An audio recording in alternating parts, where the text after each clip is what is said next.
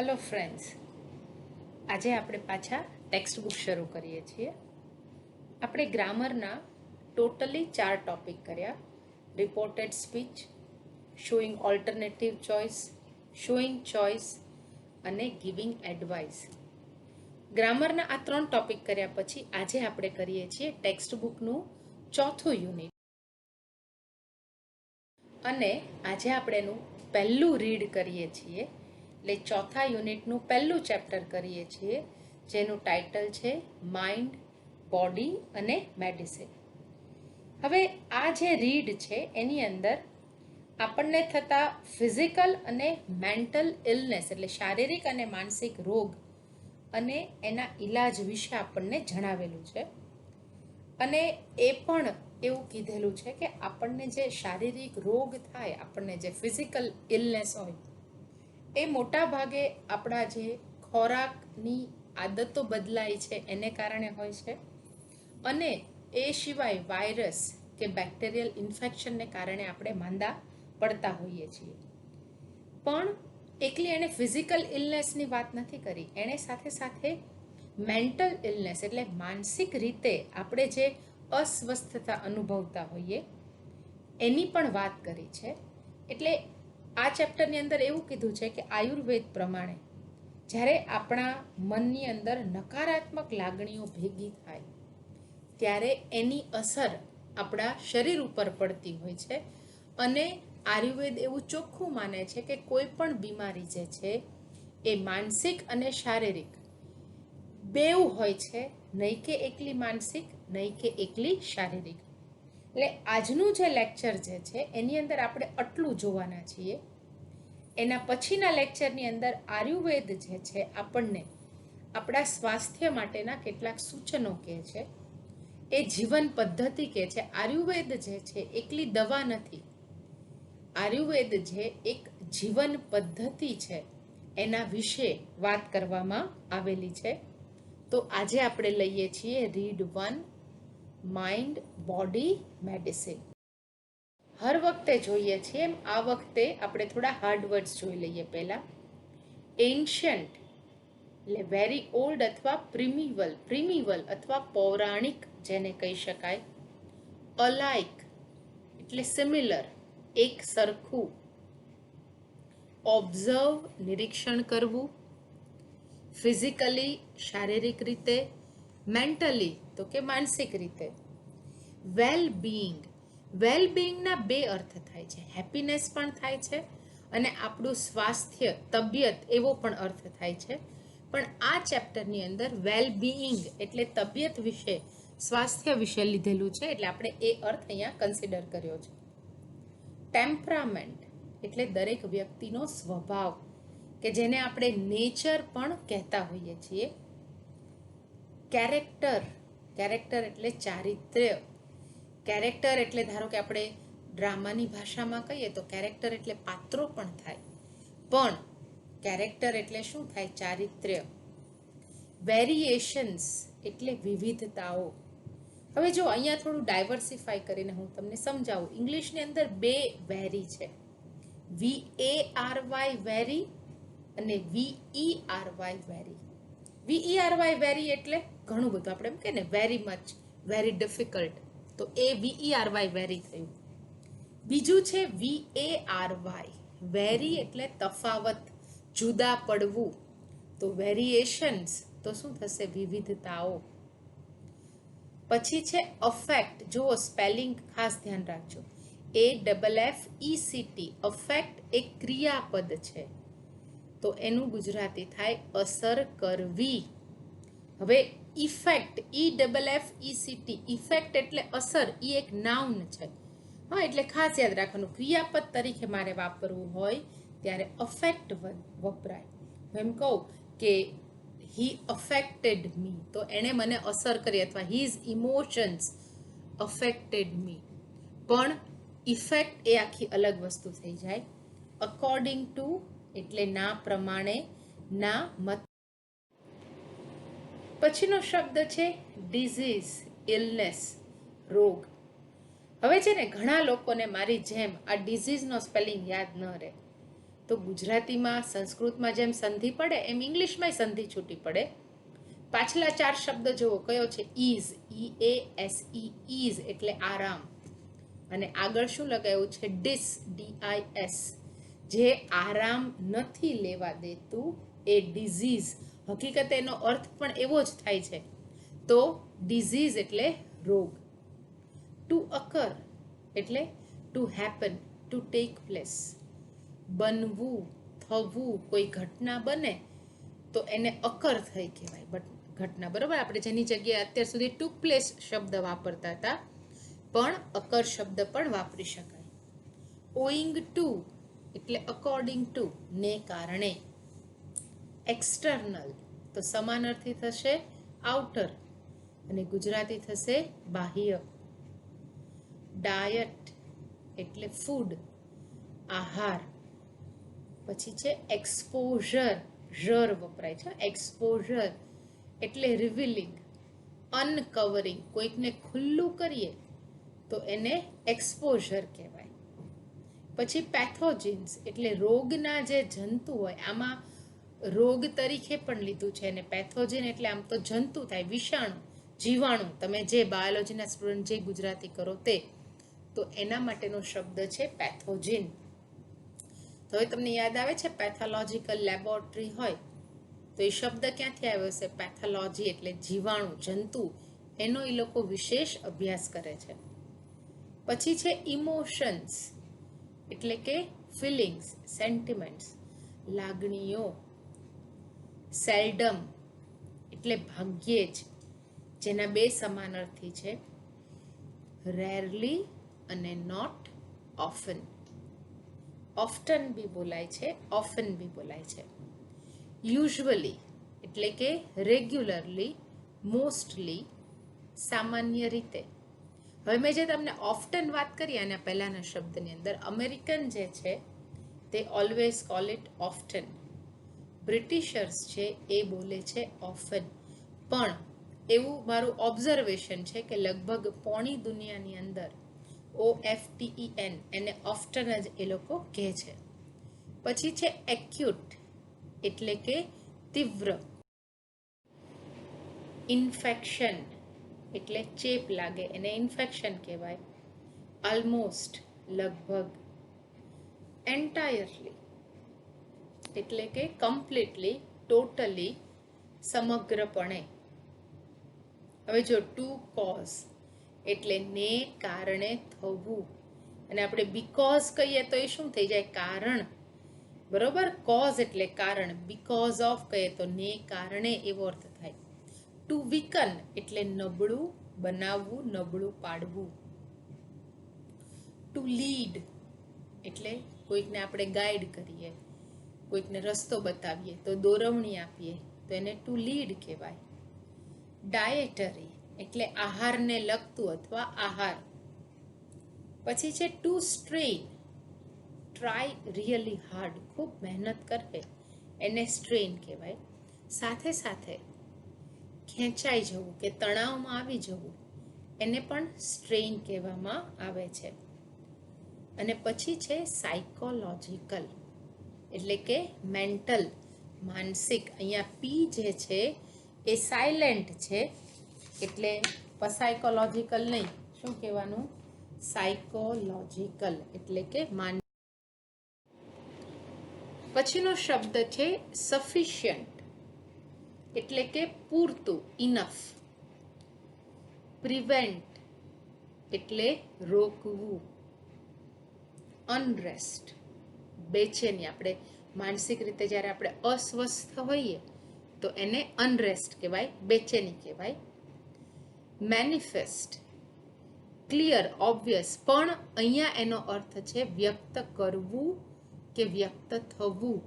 ધારો કે હું એવું કહું કે મારો જે માનસિક બીમારી હોય, આગળ પાઠમાં તમારે આવવાનું છે કે આપણી જે માનસિક બીમારીઓ જે છે ઘણી બધી વખત આપણા ગુસ્સાના સ્વરૂપે વ્યક્ત થતી હોય છે.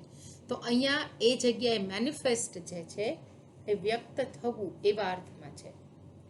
એન્ઝાયટી એટલે વરી, ચિંતા.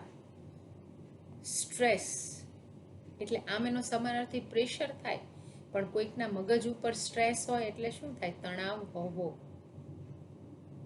બ્રીડ, જો અહીંયા બ્રેડ નથી, BREAD, બ્રેડ નથી. શું છે? બ્રીડ એટલે કે પ્રોડ્યુસ, રેઇઝ, પેદા કરવું, ઉત્પન્ન કરવું.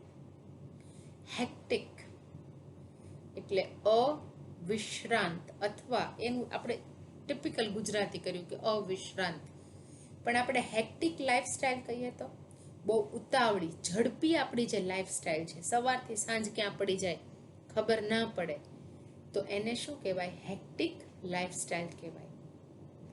પછીનો એક આ શબ્દ છે કન્ટેન્ટમેન્ટ, એટલે કે સેટિસ્ફેક્શન, સંતોષ. એક છે બીજો ઓર્ગેનિક રૂટ્સ. ઓર્ગેનિક એટલે તો કેવું થાય? જેમાં કોઈ પેસ્ટિસાઇડ્સ ન વાપરે, ને રૂટ્સ એટલે જમીનના મૂળિયા, પણ અહીંયા એવા અર્થમાં વપરાયું નથી. ઓર્ગેનિક રૂટ્સ એટલે મૂળભૂત બાબતો, એવા અર્થમાં આ ચેપ્ટરની અંદર વપરાયેલું છે. પછી આર્ટિફિશિયલ, આ શબ્દ આપણે અરુણિમાવાળા ચેપ્ટરમાં આવી ગયેલો છે. કૃત્રિમ. અર્બન એટલે શહેરી. અહીંયા આગળ શબ્દ વપરાયો છે અર્બન લેન્ડસ્કેપ એટલે શહેરીકરણ, એવા અર્થમાં છે. માસ મીડિયા એટલે જાહેર પ્રચાર માધ્યમો. હવે જો અહીંયા તમને એક વસ્તુ કહી દઉં, લખી રાખજો તમારી બુકમાં. તે મીડિયા જે છે, MEDIA, મીડિયા એક બહુવચનનો શબ્દ છે, અને મીડિયમ જે છે એ એનું એક વચન છે. ખાસ યાદ રાખ, આપણે એમ કહેવાય કે ચાઇલ્ડ જે છે એ એક વચન છે, ચિલ્ડ્રન બહુવચન છે. એની જેમ મીડિયમ જે છે એક વચન છે, મીડિયા જે છે એ બહુવચન છે. નરિશ અથવા નર્ચર, પોષણ આપવું અથવા પોષણ. ક્રેવ એટલે ઈચ્છવું. ઇમ્બેલેન્સ લાઈફ એટલે કે એક્સ્ટ્રીમ લાઈફસ્ટાઈલ, અનિયંત્રિત જીવન. આ આટલા હાર્ડ વર્ડ્સ થયા, અને પછી આપણે ચેપ્ટર શરૂ કરીએ છીએ. હવે ચેપ્ટર શરૂ કરતા પહેલા કહી દઉં, થોડો ભારે ભરખમ ચેપ્ટર છે સમજવા. આમાં સ્ટોરી એલિમેન્ટ છે જ નહીં, વાર્તા આવતી જ નથી, થોડો ભારે ભરખમ છે. પણ આયુર્વેદ આપણે અત્યાર સુધી જે સમજીએ છીએ એ જ આયુર્વેદને થોડાક અલગ એંગલથી સમજવાની વાત. હવે આપણે ચેપ્ટર રીડ કરીએ અને સાથે સાથે એનું ટ્રાન્સલેશન કરીએ. If we look at different people in the world around us, we observe that all of us are not all alike. કે છે કે આપણી આજુબાજુની દુનિયામાં આપણે અલગ અલગ લોકોને જોઈએ તો આપણે એવું નિરીક્ષણ કરીએ છીએ, આપણને એવું જાણવામાં આવે છે કે આપણે બધા સરખા નથી. Each one of us is different in many ways. તો કે આપણે હરેક વ્યક્તિ, દરેકે દરેક મનુષ્ય જે છે એકબીજાથી અલગ છે, અને ઘણી બધી રીતે એકબીજાથી અલગ છે. Both physically and mentally. તો કે શારીરિક અને માનસિક રીતે દરેક વ્યક્તિ એકબીજાથી ઘણી બધી રીતે અલગ છે. We ought to understand. જો અહીંયા ઓટ આવ્યું, મેં તમને સમજાવ્યું હતું ગયા જ લેક્ચરની અંદર કે શુડ, પછી ઓટ, પછી મસ્ટ. મસ્ટ એટલે ફરજિયાતપણું, એ કરવું જ પડે, એક એક્સ્ટ્રીમ થયો. શુડ સૌથી મોડરેટ એક્સ્ટ્રીમ થયો, કરો તો ઠીક છે, ન કરો તો કાંઈ નહીં. પણ ઓટ ટુ જે છે એ શુડ અને મસ્ટની વચ્ચે છે, એટલે કે આપણે પ્રયત્ન કરવો જ જોઈએ એવા અર્થમાં છે. We ought to understand our own nature and the nature of others for our own happiness and well-being in life. તો અહીંયા આગળ શું કહે છે કે આપણે જીવનમાં આપણી ખુશી અને તંદુરસ્તી માટે, આપણી ખુશી અને તબિયત માટે આપણે આપણો અને બીજા અન્ય લોકોનો સ્વભાવ જે છે એ સમજવો જ પડે. The shapes and size, temperaments and characters of people have lot of variations that must affect our health and happiness. જો અફેક્ટ આવ્યું કારણ કે ક્રિયાપદ છે. હવે એનું ટ્રાન્સલેશન કરીએ તો શું કરે કે લોકોના શેપ એટલે આકાર, એનું કદ, લોકોના મિજાજ અથવા સ્વભાવ અને લોકોનું જે ચારિત્ર્ય છે દરેકમાં ઘણું બધું વેરિએશન છે, ઘણી બધી વિવિધતા છે, ઘણા એકબીજાથી અલગ અલગ છે. તો આ જે બાબત છે, લોકો જે અલગ અલગ છે એ આપણા સ્વાસ્થ્ય અને આનંદને અસર કરે છે. અકોર્ડિંગ ટુ આયુર્વેદ શું કહે છે? Physical diseases અકર mainly owing to external factors like wrong diet or exposures to pathogen. કે છે કે આયુર્વેદિક મુજબ મેં જે તમને પેથોજિન્સ એટલે આપણે એનું એકચ્યુઅલી ગુજરાત એવું થાય કે રોગ ઉત્પન્ન કરતા જીવાણુ, આપણે એવું નથી કહેતા, આપણે એવું કહે છે કે પેથોજિન્સ એટલે બેક્ટેરિયા હોય કે વાયરસ હોય, આપણે એની સામે એક્સપોઝ થઈએ, આપણે એના સંપર્કમાં આવીએ અથવા આપણી આહાર પદ્ધતિ ખોટી હોય તો એ બે કેવા ફેક્ટર થયા? એક્સટર્નલ, બાહ્ય પરિબળો છે. બરોબર છે? તો હવે આયુર્વેદ પ્રમાણે બાહ્ય પરિબળો જેવા કે આપણો ખરાબ આહાર પદ્ધતિ કે આપણે જે બેક્ટેરિયા કે વાયરસની સામે આપણે જે એક્સપોઝ થઈએ છીએ, એના કોન્ટેક્ટમાં આવીએ છીએ, એ બે મુખ્ય કારણોસર આપણે ફિઝિકલ ડિઝીઝ થતા હોય એટલે કે આપણે માંદા પડતા હોઈએ છીએ, શારીરિક રોગ થતા હોય છે. Mental diseases arise mainly from internal factors. હવે એની સામે એવું કહે છે કે માનસિક રોગો જે છે એ મોટા ભાગે આંતરિક પરિબળોને કારણે થતા હોય છે. તો એક્સટર્નલ અને ઇન્ટરનલ એકબીજાનું શું થયું? વિરુદ્ધાર્થી. એક્સટર્નલ એટલે બાહ્ય અને ઇન્ટરનલ એટલે આંતરિક. Like wrong use of the senses and the increase of negative emotions. હવે અહીંયા સેન્સીસ એટલે આપણી બધી સેન્સીસ નહીં, સેન્સીસ એટલે આપણી ટચ કરવાની, ફીલ કરવાની, સૂંઘવાની, જોવાની, એ બધી સેન્સીસની વાત નથી કરતા. અહીંયા સેન્સીસ એટલે આપણી બુદ્ધિની વાત કરી છે. તો કે છે કે માનસિક રોગો જે છે એ મોટા ભાગે આંતરિક પરિબળો જેવા કે બુદ્ધિનો અયોગ્ય ઉપયોગ અને નકારાત્મક લાગણીઓનો જ્યારે વધારો થાય ત્યારે માનસિક રોગો થતા હોય છે. હવે આ બધા ફેક્ટર કયા છે? આંતરિક છે. We ought to develop the habit of positive thinking. તો કે આપણે હકારાત્મક વિચારધરણી સરણી જે છે એને આપણે વધારવી જોઈએ, કે હકારાત્મક વિચાર કરવાની ટેવ આપણે પાડવી જોઈએ. It has a good positive effect. જો અહીંયા આગળ ઇફેક્ટ આવ્યું, અફેક્ટ નથી, કારણ કે અસરના અર્થમાં વપરાયું છે. It has a good positive effect on our emotions. તો કે એની આપણી લાગણીઓ ઉપર હકારાત્મક અસર થાય છે. However, both physical and psychological diseases are usually mixed and one seldom occurs without the other. પણ કે છે કે જો કે માનસિક એટલે સાયકોલોજીકલ અને શારીરિક એટલે ફિઝિકલ, તો કે માનસિક અને શારીરિક બીમારીઓ સામાન્ય રીતે એકબીજાની સાથે સંકળાયેલી હોય છે, એકબીજાની જોડે જોડે જ હોય છે અને એકના અભાવે ભાગ્યે જ બીજી થતી હોય. મતલબ એક હોય ત્યાં બીજી હોય જ તે, એકલી બેમાંથી કોઈ હોતી.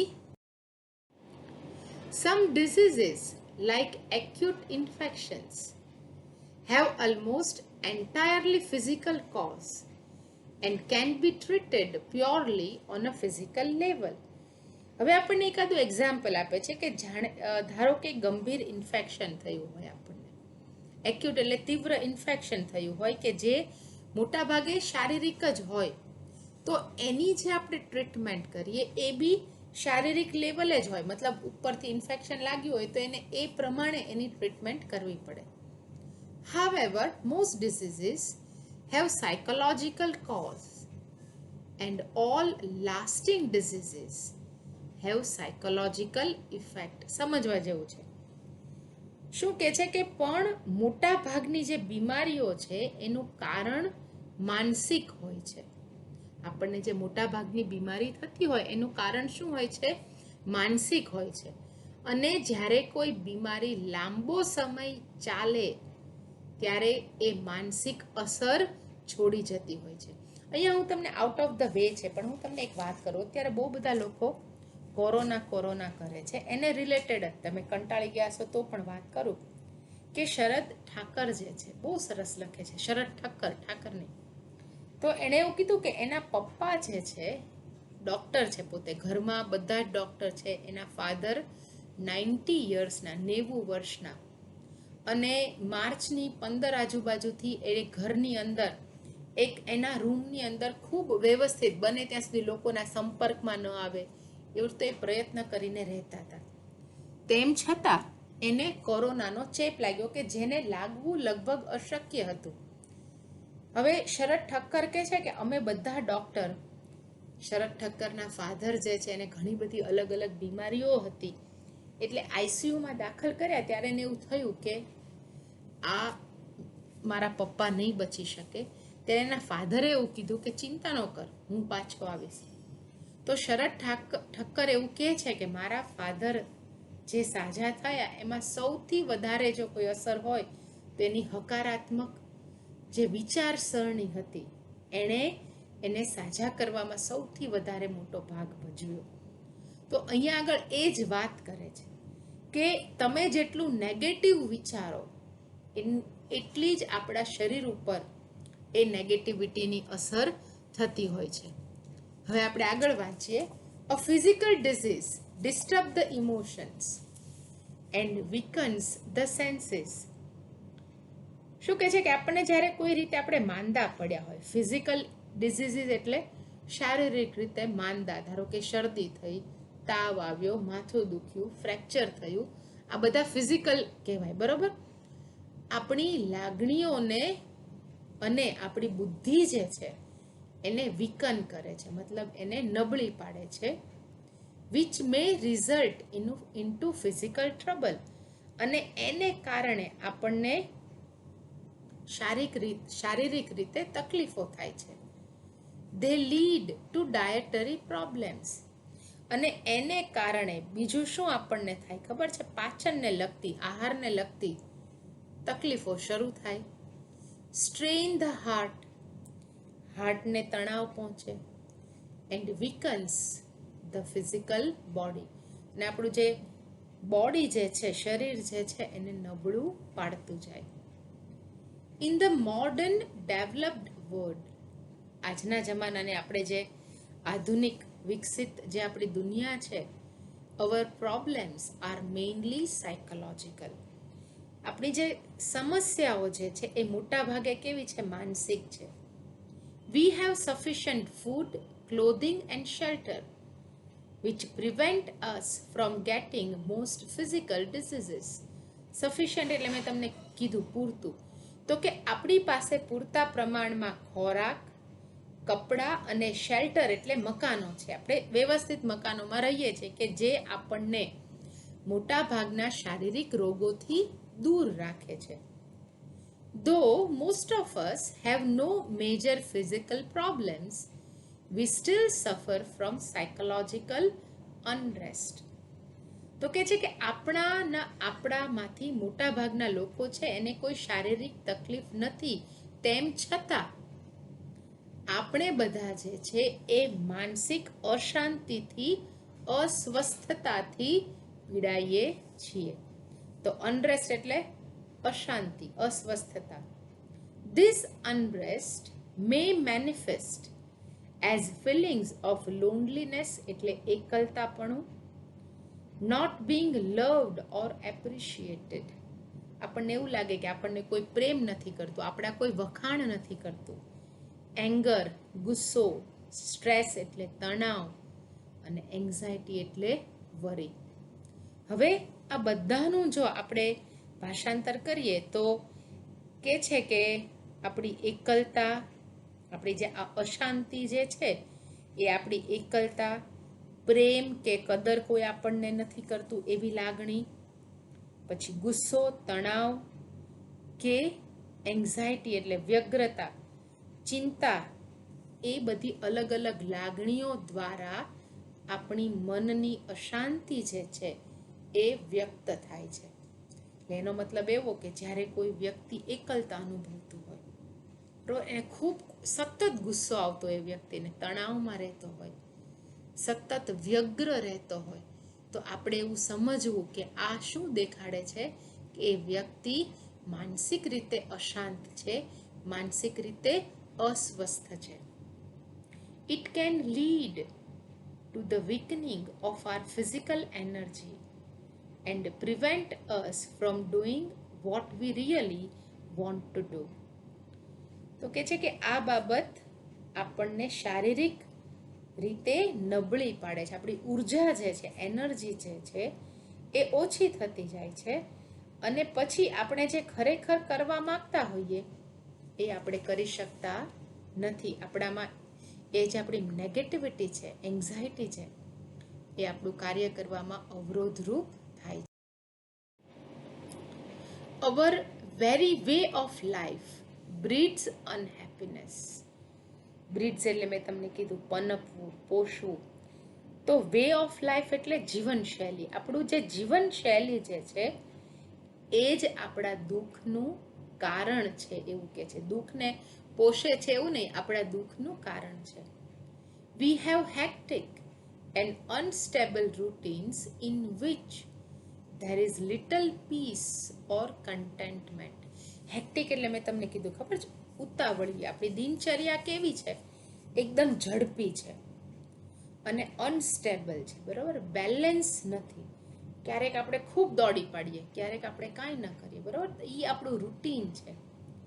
તો આવી ઉતાવળ ભરી, અનિશ્ચિતતા ભરી આપણું જે રૂટીન છે એમાં પીસ એટલે શાંતિ અને કન્ટેન્ટમેન્ટ એટલે સંતોષ એ નહીવત છે. હવે જો અહીંયા તમને એક શબ્દ છે little.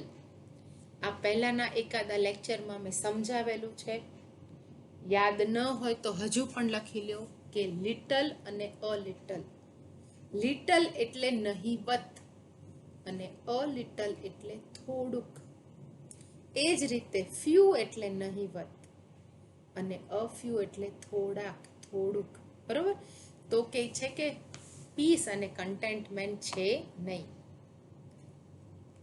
We have disturbed the organic roots of life like good food, water and air and happy family life. તો કે છે કે આપણા જે હેપીનેસના મૂળ હતા, એ આપણા હેપીનેસના મૂળ શું હતા? તો કે છે કે એકદમ સરસ સુખી કુટુંબ હોય, સરસ મજાનું ખાવાનું હોય, સારું સ્વચ્છ પાણી હોય, સ્વચ્છ એર હોય અને સરસ મજાનું હેપી ફેમિલી હોય. એ આપણા હેપી રહેવા માટેના પાયારૂપ બાબતો છે કે સારું ખાવાનું, સારું પાણી, સારી હવા, સુખી ફેમિલી, એ આપણા હેપી રહેવા માટેનું મૂળભૂત બાબત છે, જેને આપણે શું કરી નાખી છે? ડિસ્ટર્બ કરી નાખી છે. We live in an artificial world dominated by an urban landscape and mass media. તો કે આપણે આ શહેરીકરણ અને જાહેર પ્રચાર માધ્યમોથી પ્રભાવિત એવી કૃત્રિમ દુનિયાની અંદર આપણે રહીએ છીએ. હું ઘણી બધી વખત કહું કે બધા સિરિયલો જોતા હોય તો એવું જોઈએ, એમ સરસ સરસ કપડાં પહેરીને બધા આંટા મારતા હોય. લેડીઝ હોય તો આખો દિવસ દાગીના ને ભારે કપડાં પહેરીને આંટા મારતી હોય, મેકઅપ કરેલો હોય, મોટી મોટી બધી વાતો કરે. તો એ શું થયું? આપણું જીવન જે છે આપણે એને માસ મીડિયાથી આપણે પ્રભાવિત થવા દીધું. હવે તમે કહો તમારા મમ્મીને તમે ઘરમાં 365 દિવસ 24/7 આવી રીતે જોયેલા જ? ના, મમ્મી આવી રીતે હોતા નથી, મમ્મી બહુ નોર્મલ છે. પણ આપણે એ સિરિયલની દુનિયાને સાચી માની લઈએ છીએ કે જે નથી. એ જ રીતે આપણે બધા જેન્ટ્સ મેમ્બર હોય તો ટાઈ બાય પહેરી હોય, કોટ પહેરી હોય, મોટી મોટી ગાડીમાં જ બધે આંટા મારતા હોય, બ્રીફ કેસ લઈને જાય, લેપટોપ ખોલીને ફટાફટ કામ કરતા હોય, કરોડોની ડીલ સાઇન કરતા હોય ને. ક્યારેક તમારા પપ્પાને પૂછજો કે 10,000 રૂપિયા ઘરમાં લાવવા માટે કેટલી મહેનત કરવી પડે. તો પણ આપણે એ જ વસ્તુને સાચી માની લઈએ છીએ. તો આ બધું શું છે? આ બધું કૃત્રિમ છે. તો કે આપણું જીવન છે આ બધી કૃત્રિમતાઓથી છવાઈ ગયેલું છે. તમે બોમ્બે, અમદાવાદ એ બધા શહેરોમાં જાઓ, મોટા મોટા સ્ટોર હોય, આકર્ષક બધી લાઇટિંગ હોય, આપણને ખરીદવાનું મન થઈ જાય. પણ હકીકતે એ એટલું બધું જરૂરી છે નથી હોતું. જરૂરી ખુશ રહેવા માટે એ વસ્તુ જરૂરી હોતી નથી. હવે આપણે ચેપ્ટર તરફ આગળ વધીએ. There is little to nourish the soul. સોલ એટલે આત્મા. એ શબ્દ રહી ગયો છે, લખી લ્યો. સોલ એટલે આત્મા. તો કે આત્માને સંતોષ થાય, આપણા આત્માને પોષણ મળે એવું નહિવત આપણી જીવનમાં છે.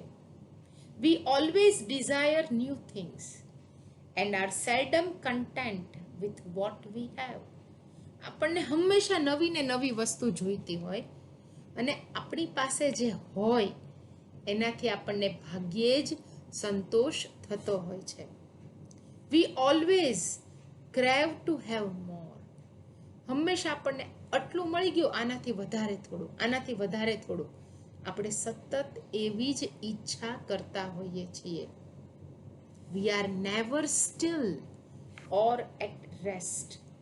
ક્યારેય આપણે સ્ટીલ એટલે સ્થિર, આપણું મગજ જે છે આપણું ક્યારેય સ્થિર નથી રહેતું, કે નથી એટ રેસ્ટ એટલે પીસફુલ રહેતું. આપણું મગજ જે છે સતત એક પછી બીજું, બીજા પછી ત્રીજું, ત્રીજા પછી ચોથું. કદાચ તમે શારીરિક રીતે તમે એટલી બધી દોડ નહીં કરતા હો, પણ તમારું મગજ જે છે એટલું બધું ચાલતું હોય છે. તો એ રીતે પણ આપણી લાઈફસ્ટાઈલ કેવી છે? હેક્ટિક છે એવું આપણે કહી શકાય. Our medicine is more a quick fix to keep us going in our wrong lifestyle and rarely addresses the behavior root of our problem. Our medicine, અત્યારે મોડર્ન એલોપેથીની વાત કરી છે કે મોડર્ન મેડિસિન જે છે, આપણી જે એલોપેથી જે છે એ એવી દવા છે કે જે આપણી જે રોંગ લાઈફસ્ટાઈલ છે, જે યોગ્ય આપણી લાઈફસ્ટાઈલ નથી, એમાં આપણે આગળ ને આગળ જવું છે. તો એના માટે આપણે શું કરવું જોઈએ? Quick fix. આપણે જલ્દીથી સાજા થઈ જવું હોય એટલે ટપ દઈને આ ગોળી મોઢામાં મૂકી ને આપણે સાજા આપણી જિંદગીમાં આપણે દોડવા માંડીએ. પણ એવું જ્યારે આપણે કરીએ છીએ ત્યારે એ જે તકલીફનું જે મૂળ જે છે એના સુધી આપણે પહોંચતા નથી, કે એના સુધી આપણે પહોંચવાની કોઈ દરકાર જ કરતા નથી. We take a quick pill. pill એટલે ગોળી, બરોબર? આપણે એક ગોળી લઈ લઈએ, hoping that our problem will go away. અને એવી આશા રાખીએ, એવી આશા સાથે કે મારી તકલીફો દૂર થઈ જશે, આપણે ફટ દઈને ગોળી ગળી જઈએ. But we do not recognize that it may only be a symptom of an imbalanced life. પણ આપણે એ નથી વિચારતા કે આપણી જે ઇમ્બેલેન્સ લાઈફ છે, અસંતુલિત જે આપણું જીવન જે છે, એ જીવનની નિશાની. ધારો કે મને માથું દુખે છે, બરોબર? તો હું તરત દવા લઈ લો, એમ થાય કે માથું મારું મટી ગયું ને દુખતું, બસ મારે હવે સાંજે મારે બહાર જવાનું છું, બહાર જવા નીકળી જાઉં. પણ કદાચ એવું બને કે માથાનો જે દુખાવો જે છે એ તમારું જે અનિયંત્રિત જીવન છે એની એક નિશાની છે. આપણને કુદરત તો નહીં, અહીંયા બોડી આપણું સંકેત આપે છે કે તારું જીવન બહુ ઇમ્બેલેન્સ થઈ ગયું છે, એને થોડું બેલેન્સ કર. તો એની નિશાની આપણને માથાનો દુખાવો આપે. ઘણી બધી વખત આપણે કોઈ ખૂબ તીખું ને તળેલું ખાઈ લઈએ એટલે શરીરમાં એસિડિટી થાય. આપણે એસિડિટીને બેસાડવા દવા લઈ લઈએ ને પછી સાંજે પાછું ઉપરથી દબાવીને ખાઈએ તો એ યોગ્ય નથી. આપણે શરીરના સંકેતોને સમજવા જોઈએ કે અત્યારે મને એસિડિટી થઈ છે, દેટ મીન્સ કે મારું બોડી મને એવું કહે છે કે તારું પેટ જે છે ઇમ્બેલેન્સ થઈ ગયું છે, બહુ તીખું તળેલું તે ખાઈ લીધું છે. સાંજે એનાથી ઉલટું કર, પણ આપણે ક્યારેય એવું વિચારતા નથી. It is a warning light that we must notice. તો કે એક ચેતવણી છે. આપણું બોડી આપણને સંકેતો આપતું જ હોય છે, તો એક ચેતવણી છે કે જેનું આપણે ધ્યાન આપણે નોટિસમાં લેવું જોઈએ. આ તમને ખબર હશે, જેટલા મેડિસિનના સ્ટુડન્ટ અથવા તમે છો બી ગ્રુપના એ લોકો, અથવા તમે અગાઉ ભણી ગયા છો ખબર નથી, આપણને કમળો થાય, બરાબર, આંખ પીળી પડી જાય, એ બધું થાય, તો કમળો ઇટ સેલ્ફ કોઈ રોગ નથી, પણ કમળો એવી નિશાની છે કે તમારું લીવર જે છે એનું કાર્ય ઓછું થઈ ગયું છે. તો અહીંયા એ જ પ્રમાણેની વાત કરેલી છે કે આપણે એ સિમ્ટમ્સને દબાવી દઈએ છીએ, પણ આપણું શરીર હકીકતે આપણને શું સંદેશો આપવા માંગે છે એ આપણે ઇગ્નોર કરતા હોઈએ છીએ. આજે આપણે અત્યારે અડધું ચેપ્ટર અહીંયા સુધી રાખીએ છીએ. નેક્સ્ટ લેક્ચરમાં ચેપ્ટર પૂરું કરશું અને આ વખતે મેં અંદર ક્વેશ્ચન આન્સર્સ પણ એડ કરેલા છે, તો ત્યારે વાત ક્વેશ્ચન આન્સર્સ હું ત્યારે આપીશ. ત્યાં સુધી just have a nice day.